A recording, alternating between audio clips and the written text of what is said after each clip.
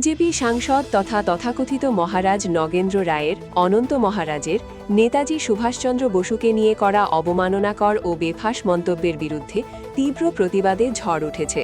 শিলচরের বিভিন্ন জায়গায় সাঁটানো পোস্টারে এই বক্তব্যের তীব্র নিন্দা জানিয়ে বলা হয়েছে যে রাষ্ট্রনায়ক ও মহান নেতা নেতাজিকে নিয়ে এমন কুমন্তব্য বরদাস্ত করা হবে না।